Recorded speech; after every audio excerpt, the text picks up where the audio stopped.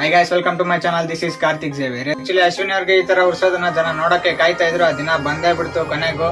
ಇವತ್ತು ರಜತ್ ಅವರು ಅಶ್ವಿನಿ ಅವ್ರಿಗೆ ಯಾವ ಲೆವೆಲ್ ರೋಸ್ಟ್ ಮಾಡ್ತಾರೆ ಅಂದ್ರೆ ಪಾಯಿಂಟ್ ಟು ಪಾಯಿಂಟ್ ಹೇಳ್ಬಿಟ್ಟು ಫುಲ್ ಮೀಲ್ಸ್ ಬಿರಿಯಾನಿ, ದಮ್ ಬಿರಿಯಾನಿನೇ ಬರ್ಸವ್ರೆ ಅಂತ ಹೇಳ್ಬೋದು.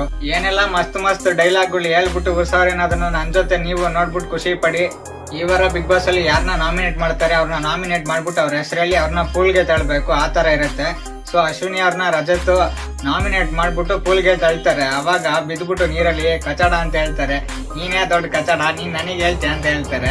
ಧ್ರುವಂತು ಟೀ ಗಂಚಲಿ ಅನ್ನುವಾಗ ಸುಮ್ಮನಿದ್ದ ಅಶ್ವಿನಿ ಅವರು ರಘುವ್ರು ಒಂದ್ ಮಾತು ಹೇಳಿದ ತಕ್ಷಣ ಹಿಂಗ್ ಹೇಳ್ಬಿಟ್ರು, ಹಂಗ್ ಹೇಳ್ಬಿಟ್ರು, ಹಿಂಗ್ ಹೇಳ್ಬಿಟ್ರು ಅಂತ ಹೇಳ್ತೀರಾ. ನಮ್ಗೆ ಇಂಥವ್ರ ಜೊತೆ ಎಲ್ಲ ಕಿತ್ತಾಡ ಅಭ್ಯಾಸ ಇಲ್ಲ, ನಮ್ಗೆ ಗಂಡಸ್ರ ಜೊತೆ ಮಾತ್ರ ಕಿತ್ತಾಡ ಅಭ್ಯಾಸ. ಸೊ ಇವ್ರು ಮನೆಗೆ ಹೋದ್ರೇನೆ ಬೆಸ್ಟ್ ಅಂತ ಹೇಳ್ಬಿಟ್ಟು ನಾಮಿನೇಟ್ ಮಾಡ್ಬಿಡ್ತಾರೆ ಅಶ್ವಿನಿ ಅವ್ರನ್ನ. ಏನ್ ಅವಾಗ ಜಾನ್ವಿ ಜೊತೆ ಸೇರ್ಕೊಂಡು ಮಾಡಿದ್ ಕುದಂದ್ರ ಕೆಲ್ಸ ಒಂದ ಎರಡ, ಆ ಚಿಕ್ಕ ಹುಡುಗಿಗೆ ಗೆಜ್ಜೆ ಇದ್ ಮಾಡೋದು, ಅದಕ್ಕೊಂದು ಆರೋಪ ಹಾಕೋದು. ಆಮೇಲೆ ಫಿಲಮು ನಾನ್ 100 ಫಿಲಮ್ ಮಾಡ್ಬಿಟ್ಟಿದೀನಿ, ನೀನ್ ಮಾಡಕ್ ಆಗಲ್ಲ ಹಂಗೆ ಅಂತ ಹೇಳೋದು. ಈ ರಾಜ ಮತ್ತೆ ಅಟಿಟ್ಯೂಡ್ ಎಲ್ಲ ಬಿಗ್ ಬಾಸ್ ಅಲ್ಲಿ ರಜತ್ ಎದುರುಗಡೆ ಇದೆಲ್ಲ ನಡೆಯಲ್ಲ. ಇದೊಂಥರ ಮಿಷನ್ ಇಂಪಾಸಿಬಲ್ ತರ. ನೈಟ್ ಎಪಿಸೋಡ್ ಅಲ್ಲಿ ಫುಲ್ ಮೀಲ್ಸ್ ನೋಡ್ಬೋದು ಅಶ್ವಿನಿ ಅವರಿಗೆ ರೋಸ್ಟ್ ಮಾಡೋದು. ಆಕ್ಚುಲಿ ಅಶ್ವಿನಿ ರೋಸ್ಟ್ ಮಾಡೋದಂತೂ ನೋಡೋದು ಸಿಕ್ಕಾಪಟ್ಟೆ ಖುಷಿ ಆಗುತ್ತೆ.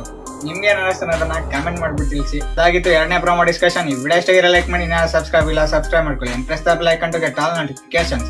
Thank you.